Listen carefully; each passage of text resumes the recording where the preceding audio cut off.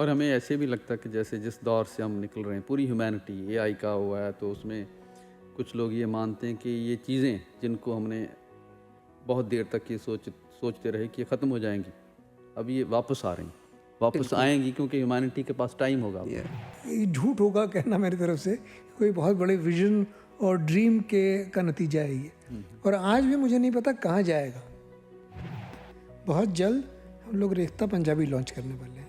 देखिए, प्रताप और मिलाप उर्दू के पहले अखबार हाँ हैं। जी। जो उर्दू ज़ुबान के पहले 2 अखबार हैं वो प्रताप है और मिलाप है दूसरा, और दोनों पंजाब से निकले और दोनों पंजाबी लोगों की ही पेट्रनेज में निकले। जब पहली बार मैंने आपका वीडियो देखा कहीं यूट्यूब पे या सोशल मीडिया पे, तो मुझे लगा ये क्या हो रहा है इस दौर में कि दोबारा लिटरेचर रिवाइव हो रहा है।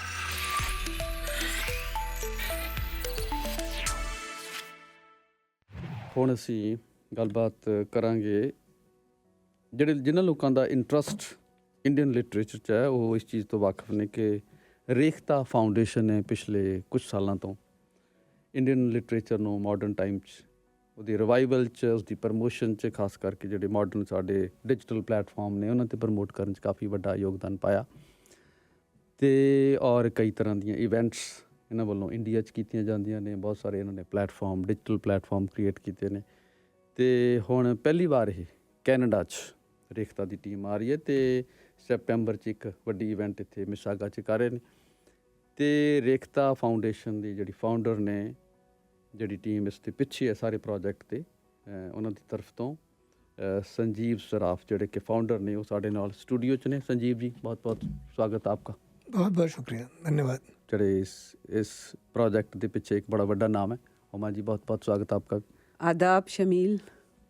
और संजीव जी, मैं आपसे शुरू करूंगा क्योंकि जिन लोगों को भी थोड़ा बहुत इंडियन लिटरेचर का पता है वो रेख्ता से वाकिफ़ हैं, क्योंकि सोशल मीडिया पे, डिजिटल मीडिया पे आपका बहुत कंटेंट आप दे रहे हैं।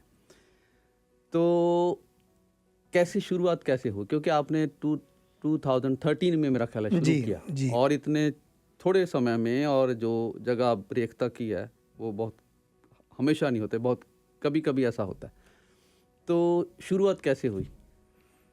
शुरुआत ये एक पर्सनल इंटरेस्ट, शौक की वजह से हुई। जब मैंने सोचा कि जो हमारी ज़बान है, हिंदुस्तान की ज़बान है उर्दू, वो एक तरह से पीछे होती जा रही है।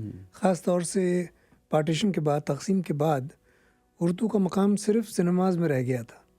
बाकी आम लोगों के बीच में ये फ़ॉरेन लैंग्वेज समझी आने लगी थी। मैंने कहा ये बहुत दर्द की बात है, शर्म की बात है कि जो हमारी ज़बान है, इस धरती की ज़बान है, वो उसका ये हशर हो। तो उर्दू को प्रमोट करने के लिए हमने रेख्ता की शुरुआत की थी 2013 में। और जहाँ तक सवाल आता है इसकी पॉपुलैरिटी का, ग्रोथ का, पिछले 13 साल में ये दुनिया की सबसे बड़ी वेबसाइट हो गई है किसी भी ज़बान के लिए। अंग्रेज़ी में भी किसी शायरी को लेके, लिटरेचर को लेके, हर तरह से इससे बड़ी वेबसाइट कोई नहीं। तो मैं इसकी वजह समझता हूँ कि उर्दू की जो मिठास है, उर्दू हर दिल पसंद है। तो that is the main reason, वो वजह है जो इस स्केल, इस साइज़, इस पॉपुलैरिटी तक पहुँची। वैसे ही कहा जाता है कि जो लिटरेचर वाले बंदे हैं वो अच्छे एडमिनिस्ट्रेटर नहीं होते। आप आईआईटी खड़गपुर के ग्रेजुएट हैं, तो क्या उस चीज़ ने भी हेल्प किया आपकी? ज़रूर, मतलब ज़िंदगी के जितने भी तजर्बे थे वो सब काम आए, चाहे वो इंजीनियरिंग स्किल्स हों आईआईटी से, या बिज़नेस स्किल्स, मैनेजमेंट स्किल्स हो, चीज़ों को इकट्ठा करके उसको एक डायरेक्शन देने में, दिशा देने में। तो ज़ाहिर है हर तरह के तजर्बे काम आते हैं आदमी को। हुमा जी, ये जैसे संजीव जी बता रहे थे कि उर्दू के बारे में जो इनका पैशन है, शुरुआत तो उससे हुई, मगर अब मैं देख रहा हूँ कि आप इसको डाइवर्सिफाई कर रहे हैं, गुजराती में भी किया, दूसरी लैंग्वेजेस को भी ऐड कर रहे हैं, तो एक किस्म का इंडियन लिटरेचर का प्लेटफॉर्म आप इसको एक्सपेंड कर रहे हैं। तो आप शुरू से इस प्रोजेक्ट के पीछे हैं, तो क्या प्लान है आपके? तो क्या अभी उर्दू से शुरू हुआ पैशन? मगर जी। अब ये पूरा जो इंडियन लिटरेचर है ऐसे लग रहा है कि उसका प्लेटफॉर्म बन जाएगा। देखिए, ऐसा है कि शुरुआत तो उर्दू से हुई और ज़ाहिर है उर्दू ज़ुबान की जो खूबसूरती है उसके लिए थोड़े बायस्ड हैं ही हम लोग, क्योंकि उतनी खूबसूरत तो मुझे नहीं लगता कि कोई और ज़ुबान ना सिर्फ ना, मुझे तो हिंदुस्तान पंजाबी में। भी लगती है। हाँ, पंजाबी भी है, नहीं, हम वहाँ लोग प्यारी पंजाबी भी ज़ुबान शुरू है, करने वाले बंगाली हैं। भी बहुत प्यारी है। हाँ। तो इसी की वजह से हम लोगों ने, लेकिन उर्दू का थोड़ा सा ये हुआ कि जब हिंदुस्तान में थोड़ा सा एलियनेट हो गई काफ़ी सालों के लिए, ख़ास तौर से 1947 के बाद से, तो उर्दू को लेके जब इतना एक पूरा इंफ्रास्ट्रक्चर क्रिएट कर लिया जिससे कि इतनी किताबें, वेबसाइट, उसके लर्निंग प्लेटफॉर्म्स और उसमें पब्लिकेशंस एंड उसका डिजिटाइजेशन सब करने के बाद जो एक लगा कि बहुत कुछ एक ज़ुबान के साथ किया जा सकता है, उसको प्रिजर्व करने के लिए, प्रोमोट करने के लिए, सेलिब्रेट करने के लिए। तो फिर ये बात आई कि क्यों ना और ज़ुबानों को हिंदुस्तान की इसमें शामिल किया जाए, क्योंकि अब ये एक प्लेटफॉर्म, एक इंफ्रास्ट्रक्चर तो है ही। तो उसमें गुजराती भी ली जाए, उसमें पंजाबी भी ली जाए, उसमें राजस्थानी भी ली जाए, उसमें हिंदी भी ली जाए। तो अब वो सारी चीज़ें इस तरीके से उन सब की भी शुरुआत हो चुकी है और सब काफ़ी ज़ोर शोर से इसी तरीके से उनका सब काम जारी है। आप क्रिएटिव डायरेक्टर हैं इस प्रोजेक्ट के, तो वैसे ये जब आप लिटरेचर का कोई ऐसा प्लेटफॉर्म क्रिएट करते हैं तो लगता है कि शायद ये कि बहुत अच्छा कोई बिजनेस वेंचर ना हो, क्योंकि वो जैसे माना जाता है कि लिमिटेड ऑडियंस होती है। इवन यहाँ वेस्ट में भी लिटरेचर की कोई बहुत बड़ी नहीं होती, मगर जैसी इवेंट्स आप कर रहे हैं तो उसमें जितने लोग होते हैं, जैसा उनको रिस्पांस मिलता है, जैसे संजीव जी बता रहे थे कि जितने उसके व्यूअर्स हैं, तो ये चीज़ आपको जब ऐसी सक्सेस आपने देखी तो आपको भी थोड़ा लगा कि जितना हम सोचते थे उससे कहीं बड़ी ऑडियंस है इसकी लिटरेचर की। जी बिल्कुल, देखिए ज़ुबान इतनी खूबसूरत है कि उसकी तरफ तो लोग खिंच के आते ही आते हैं, बिकॉज़ कोई भी चीज़ अगर इतनी खूबसूरत और इतनी अट्रैक्टिव हो तो आप लोगों को ज़्यादा दूर उससे रख नहीं सकते ज़्यादा दिन। लेकिन प्रॉब्लम यहाँ पे ये थी कि उसका एक्सपोजर नहीं था, लोगों को मालूम नहीं था। उन्हें लगता था पहले कि ये ज़ुबान ऐसी है कि जो हमको स्कूल कॉलेज में नहीं पढ़ाई गई, ना हमें इसकी स्क्रिप्ट आती है, ये ज़ुबान अब दूसरे मुल्क की ज़ुबान है। कुछ लोगों को ये भी बायस था कि ये किसी ख़ास मज़हब की ज़ुबान है। लेकिन जब उनको एक खुले माहौल में उसके वेरियस आर्ट फॉर्म से लेके उसकी डिजिटाइजेशन, उसकी किताबें, उसकी शायरी, और उसको एक मीडियम नहीं, खाली लिटरेचर तक महदूद नहीं रखा गया, उस पे उसके किताबें पब्लिकेशंस के साथ साथ उसमें मेजर ऑडियो विजुअल प्रोडक्शंस और ऑडियो विजुअल डिजिटल तरीके से उसको प्रमोट किया गया। हमारे various social media channels, YouTube platforms, इस पर millions and millions of followers हैं। रोज़ाना पूरी टीम बैठ के एक डिजिटल कंटेंट क्रिएट कर रही है जिससे कि लोगों को रोज़मर्रा की ज़िंदगी में एक मेजर एक्सपोजर हो रहा है। फिर इवेंट्स में भी सिर्फ एक प्लेटफॉर्म नहीं है जहाँ कोई किताब डिस्कस हो रही हो या एक ख़ास लिटरेचर का या अदब का कोई मौजू पर बहस हो रही हो, बल्कि 4-5 स्टेजेस होते हैं। एक पे दास्तान गोई हो रही है तो एक पे थिएटर हो रहा है, एक पे म्यूज़िकल परफॉर्मेंसेस हो रही हैं तो एक पे लिटरेचर के डिस्कशंस हो रहे हैं। तो एक like a variety of things उनको दी गई जब, तो वहाँ पे आके लोगों को पिक एंड चूज़ करा उन्होंने, किसी को ये पसंद है तो किसी को वो पसंद है, एक जैसे बुफे ऑफ होल थिंग है। सो मेरे ख्याल से जब इतना उनको एक्सपोजर दिया कि तो हर आदमी को कुछ ना कुछ उसमें अपनी दिलचस्पी का सामान मिल गया। संजीव जी, आप एंटरप्रेन्योर भी हैं और आप बिजनेस भी करते हैं, तो लिटरेचर क्या है इसमें? एक लिटरेचर पे कोई ऐसा प्लेटफॉर्म आपने खड़ा किया तो इसमें कोई बिजनेस सेंस भी बनी, आपको लग रहा है कि क्योंकि आपने नया ट्रेंड शुरू किया, अब आपके बाद अब बहुत लोगों को लगा कि लिटरेचर पे भी, आर्ट पे भी ऐसा एक बिजनेस की तरह चलने वाला प्लेटफॉर्म खड़ा किया जा सकता है, तो उसके बारे में अपने कुछ थॉट्स शेयर करेंगे? इसमें बड़ा अच्छा सवाल है आपका। इंटरेस्टिंग ये बात है कि आज तक मेरे ख्याल से हिस्टोरिकली कभी भी लिटरेचर जो रहा है बिना पेटरनेज के नहीं बढ़ा है आगे। चाहे राजा महाराजा हों, चाहे नवाब हों, चाहे अमीर लोग हों, सब लोगों ने इसकी तरफ अपना फाइनेंशियल योगदान दिया है, तभी लिटरेचर पनपा है। कभी भी लिटरेचर अपने बलबूते पे, बड़ा लिटरेचर एज ए नेशन, एक किताब, 2 किताब, पेंटिंग, एक पेंटर, वहाँ तक महदूद रहा है। इस स्केल पे इतने बड़े प्लेटफॉर्म के लिए तो, और मतलब एज अ बिजनेस वेंचर तो आप भूल जाइए। अभी तक ये एक हवन कुंड की तरह रहा है जिसमें बस स्वाहा स्वाहा, जो भी हम कमाते हैं कहीं से उसका एक बहुत बड़ा हिस्सा हाँ जी। रेख्ता में सर्व करते हैं। एंड हम लोगों को इनवाइट करते हैं कि आप भी जुड़िए हमारे एफर्ट्स के साथ, शामिल होइए। एंड कई हमारे दोस्त यार और अजनबी लोग भी इसमें शरीक हुए हैं आज तक। तो बिज़नेस का तो कोई ख्याल है नहीं। ना अभी तक ये सेल्फ सपोर्टिंग सेल्फ सस्टेनिंग है नहीं, बना नहीं अभी। नहीं जी, अभी कोई दूर दराज तक नहीं। अच्छा। हमारे यहाँ 250 लोग फुल टाइम काम करते हैं। हाँ जी। नोएडा में दफ्तर हमारा है, वहाँ पे 250 लोग स्कैनिंग मशीन्स पे अलग अलग शहरों में। तो ये एक तरफा मामला है। समाज सेवा अभी तक समाज सेवा और रहेगी भी समाज सेवा। हमें उम्मीद है कि लोग जुड़ेंगे और साथ रहेंगे हमारे, जिससे कम से कम ब्रेक इवन सिचुएशन पे भी अगर आ गए हम किसी दिन तो एक बहुत बड़ा अचीवमेंट मानेंगे हम। फिलहाल तो वैसे तो पूरी दुनिया में जो लिटरेचर है, आर्ट है, इनमें थोड़ा वो गवर्नमेंट सपोर्ट, जो पब्लिक सेक्टर की सपोर्ट है वो भी रहती है। हम लोगों ने अभी तक गवर्नमेंट की तरफ हाथ नहीं बढ़ाए, क्योंकि गवर्नमेंट के बहुत मसाइल हैं और बहुत सारे हिंदुस्तान जैसे मुल्क में मसले हैं, हेल्थ को लेके, ड्रिंकिंग वाटर को लेके, एम्प्लॉयमेंट को लेके, एजुकेशन को लेके।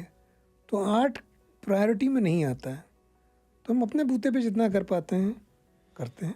तो 8 साल हुमा तक जी, यहाँ जैसे पे हमारे जो सुनने वाले हैं उनमें हो सकता है बहुत से ऐसे हों जिनको शायद पूरा नाम पता हो, तो आपकी जो बड़ी इवेंट होती है जश्न-ए-रेख्ता, थोड़ा बताएंगे उसमें क्या होता है और क्या फॉर्मेट होता है उसका? जी, एक्चुअली जैसे अभी के संजीव ने ये कहा कि सेल्फ सस्टेनेबल की बात आप लोगों ने करी, तो इसमें ये 10 साल से जश्न हो रहा है दिल्ली में, और 8 साल तक पूरा फ्री था ये जश्न। एक भी टिकट किसी से चार्ज नहीं किया गया, फ्री फॉर ऑल था।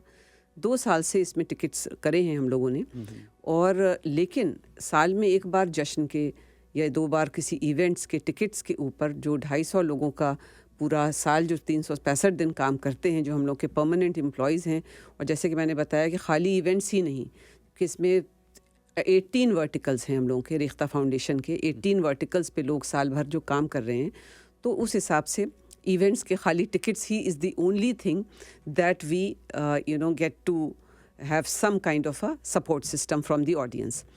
और जश्न रेख्ता के जैसे कि अभी हम आपसे पहले भी बात कर रहे थे कि 4 से 5 स्टेजेस होते हैं हर साल, और उसमें हर स्टेज के ऊपर अलग अलग परफॉर्मेंसेस हो रहे होते हैं, जिसमें बिग म्यूज़िकल परफॉर्मेंसेस भी हैं, कुछ सेलिब्रिटी एलिमेंट भी है।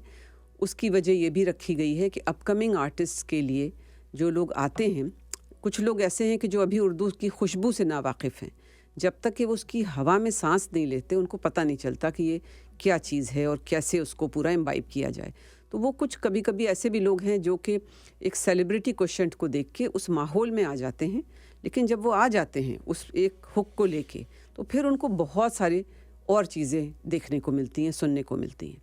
तो ओवर द पास्ट 10 ईयर्स ये पूरा हमारा ऑडियंस इवॉल्व हुआ है। फॉर एग्ज़ाम्पल कि कोई आया और जिसने किसी बड़े म्यूज़िकल सेलिब्रिटी को, सुखविंदर सिंह को, या जैसे कि अभी हम लोग क्या सलीम सुलेमान थे, सुखविंदर सिंह थे, ये यहाँ पे आबी संपा और रुशिल रंजन जो यूरोप का बहुत बड़ा कव्वाली ऑर्केस्ट्रल कव्वाली ट्रूप है, इनको उनके लिए आ तो गए वो, लेकिन क्योंकि एक दिन भर का टिकट है, वो सभी कुछ उसमें शामिल है, तो आए, भले ही उन्होंने उस चीज़ की वजह से टिकट लिया हो, लेकिन जब वो आ गए उस माहौल में तो उन्होंने बहुत सारी ऐसी चीज़ें देखी और सुनी जिसका उन्हें नहीं कोई अंदाज़ा था। तो इस तरीके से जो पहले ऑडियंस सिर्फ म्यूज़िक परफॉर्मेंसेस में बैठता था, अब आज वो बुक लॉन्चेस में भी बैठने लगा है, आज वो डिस्कशंस में भी बैठने लगा है। पहली बार मैंने आपका वीडियो देखा कहीं यूट्यूब पे या सोशल मीडिया पे, तो मुझे लगा ये क्या हो रहा है इस दौर में कि दोबारा लिटरेचर रिवाइव हो रहा है। तो अब तो लाखों लोग आते हैं, मतलब ये एक अलग, लोग दूसरे कंट्री से ट्रैवल करके आते हैं और उस माहौल के लिए पूरा, मतलब हम लोगों को पूरे साल क्वेरीज आती रहती हैं कि किस वक्त होगा, ताकि वो टिकट्स वहाँ से बुक कराएं, आपके कनाडा से या अमेरिका से, पूरी दुनिया जहान से। तो ये एक celebration of languages, celebration of culture बन गया है, जिसमें किसी ज़ुबान, किसी मज़हब, किसी भी टाइप के लोगों का कोई वो नहीं है, और यंग जनरेशन का मेजर पार्टिसिपेट। कुछ देर पहले तो हम ये कहने लगे थे कि पोइट्री ख़त्म हो गई, इस युग में पोइट्री ख़त्म है, मगर आपका जो एक्सपेरिमेंट है उसको देख के हम कह सकते हैं कि पोइट्री वापस आ रही है दोबारा।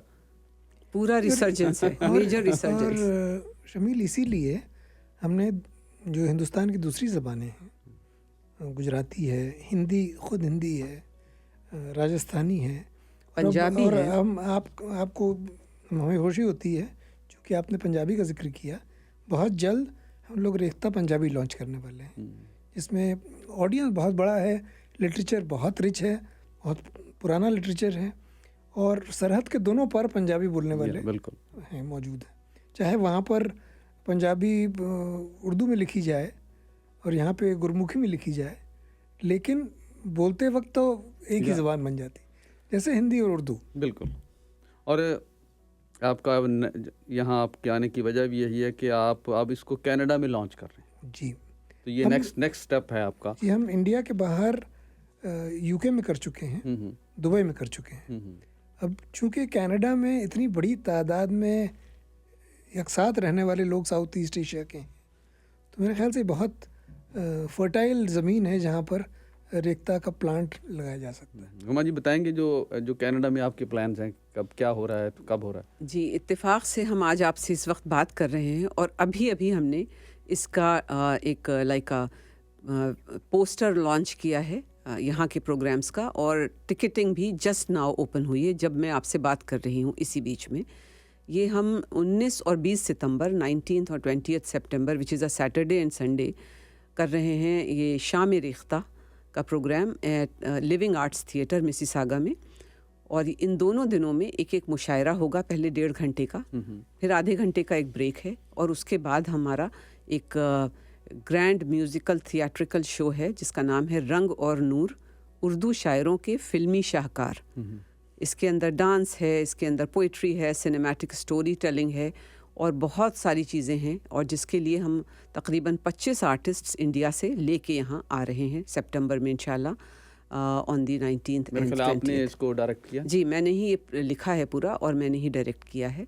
और ये हम पहले दुबई में कर चुके हैं, यहाँ से पहले पिछले 6 महीने में, और बॉम्बे में 2 बार कर चुके हैं, और दिल्ली में जश्न रेख्ता में कर चुके हैं। तो लोगों को काफ़ी पसंद आया, और एक इस किस्म का प्रोग्राम है कि जो सभी टाइप के लोगों को अपील करेगा। नॉस्टैल्जिया भी है और उसका री इमेजिनेशन भी है।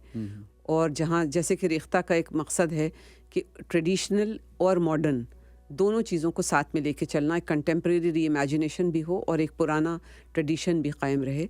तो इसी तरीके से इसकी प्रोग्रामिंग भी करी है। एक मुशायरा जो कि सबसे पुराना और सबसे एक ऑथेंटिक। कुछ बड़े नाम हैं मुशायरे में, कुछ आप जिक्र जी करना जी, चाहेंगे? अभी सारे नाम एक एक करके रिलीज हो रहे हैं। कुछ आपके मुकामी शायर भी हैं, कुछ अमेरिका से आ रहे हैं, कुछ इंडिया से भी आ रहे हैं। अच्छा।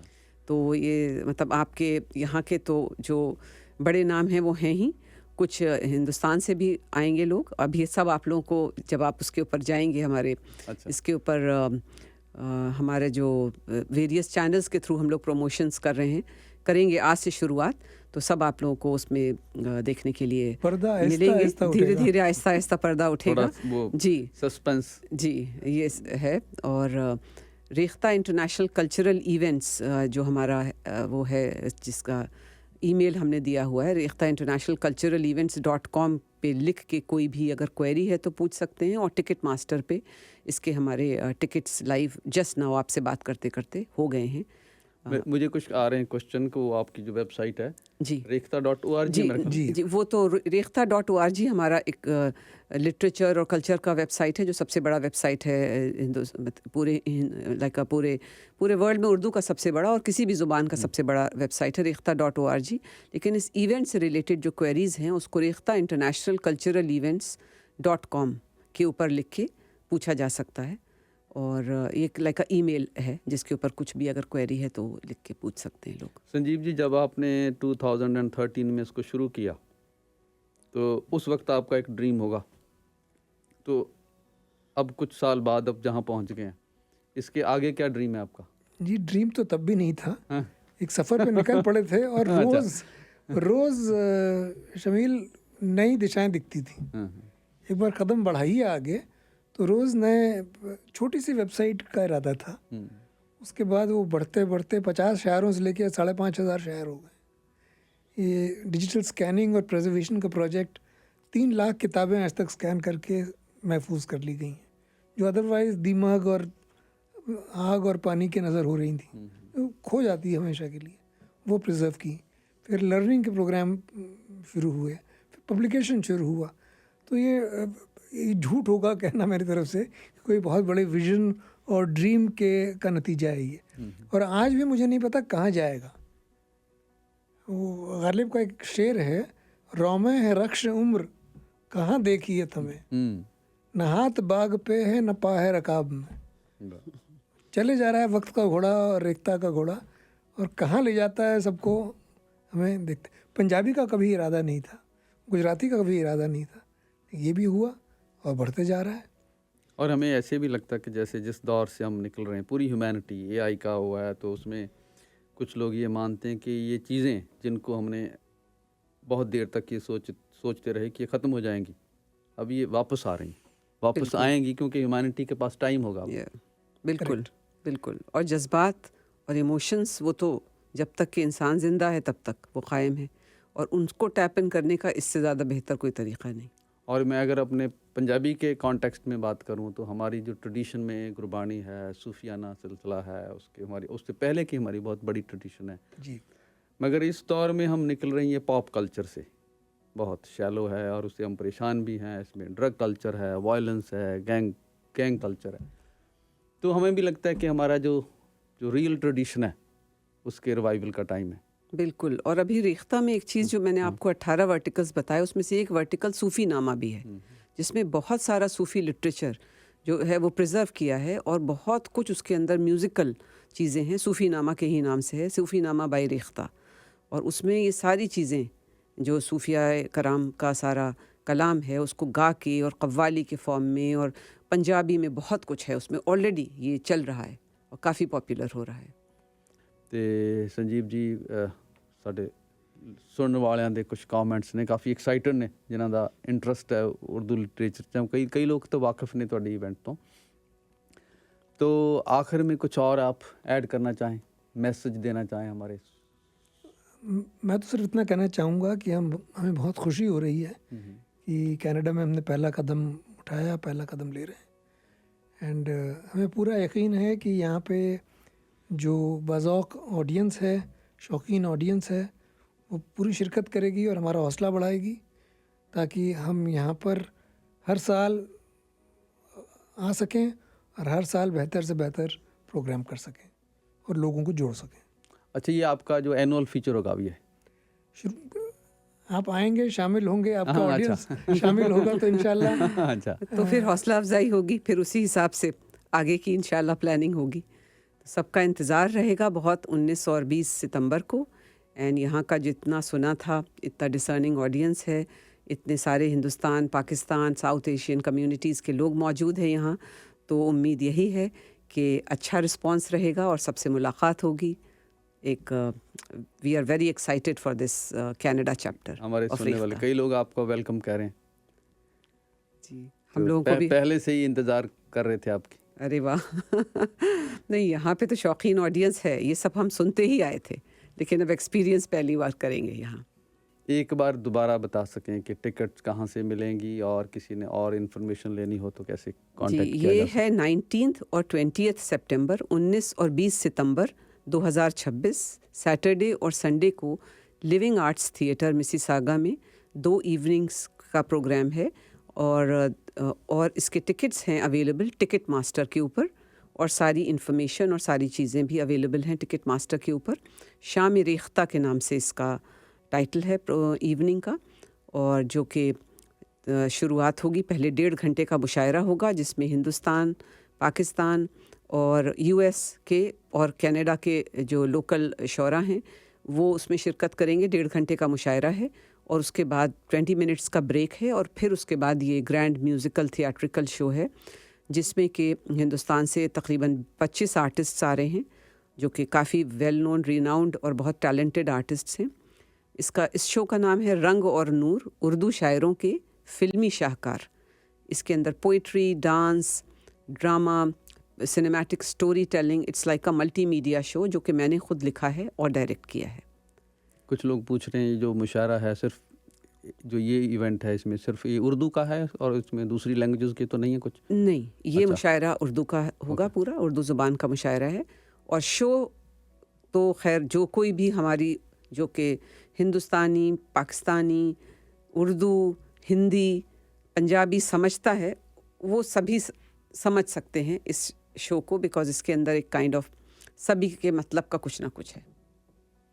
पंजाबी में ज़रूर करें। अब तो जावेद अख्तर ने बताया कि अकबर भी पंजाबी बोलता था। जी नहीं, जैसे जैसे हम लॉन्च करेंगे आपको इत्तला करेंगे। रेख्ता पंजाबी वेबसाइट लॉन्च करने वाले हैं जल्द। अच्छा। जैसे लॉन्च करेंगे आपको इत्तला करेंगे ताकि आप रीडर्स तक की बात पहुंचा सकें। एंड एक बार वो थोड़ा तेज़ी पकड़ ले तो हो सकता है पंजाबी प्रोग्राम भी किया अच्छा, जाए। इंटरेस्टिंग बात जाने से पहले एक ये भी मैं करना चाहता कि ये एक इम्प्रेशन था बहुत लोगों का कि उर्दू एक ख़ास सिचुएशन में पैदा हुई ज़ुबान है और ये आफ्टर इंडिपेंडेंस या इस एज में धीरे धीरे ख़त्म हो जाएगी।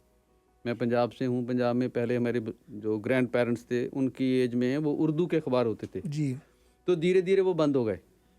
अब वहाँ कोई उर्दू अखबार बहुत बहुत कम है, तो हमारा ये इम्प्रेशन था कि अब ख़त्म हो रही है। देखिए, प्रताप और मिलाप हाँ उर्दू जी। के पहले अखबार हैं। हाँ जी। जो उर्दू ज़ुबान के पहले 2 अखबार हैं वो प्रताप है और मिलाप है दूसरा, और दोनों पंजाब से निकले और दोनों पंजाबी लोगों की ही पेट्रनेज में निकले। तो उर्दू का और पंजाब का तो रिश्ता हमेशा से रहा है और कभी ख़त्म हो भी नहीं सकता। आज भी मेरे ख़्याल से जो कि सबसे ज़्यादा उर्दू को अप्रिशिएट करने वाला और इन्जॉय करने वाला ऑडियंस है वो पंजाबी है, जो कि हम लोग देखते हैं हिंदुस्तान में भी, जो हम लोग के जश्न रेख्ता में लोग आते हैं और जो लंदन बड़े में बड़े जो उर्दू के राइटर हैं उनकी एब्सोल्युटली उनका आप देख लें। एब्सोल्युटली राजेंद्र सिंह बेदी हों कि मतलब आप देख लें, एक लाइन से पूरा एक ट्रेल है, स्पेशली 1947 से पहले की और उसके बाद भी। आज भी खुशबीर सिंह शाद हैं और मतलब बहुत हैं, तब एक अनगिनत नाम है। तो ये तो एक रिश्ता है जो कि हमेशा से रहा है। बहुत अच्छा लगा जी आपसे बात करके। मैं बहुत खुशी आपकी हुई। जो आप काम करते हैं, जो आपकी फाउंडेशन है, जो आपके वो जश्न रेख्ता के मैंने वीडियोस देखे हैं, तो मन में मेरे ये था कि कहीं कहीं इंडिया में, ऐसे सोचा था कि इंडिया में मुलाकात होगी, तो हम यहाँ मगर आ गए। आप यहीं आ जाएंगे ये मैं बहुत बहुत अच्छा लगा और थैंक यू। आप बहुत हमारे शुक्रिया। स्टूडियो में आए। बहुत शुक्रिया शमील, बहुत शुक्रिया।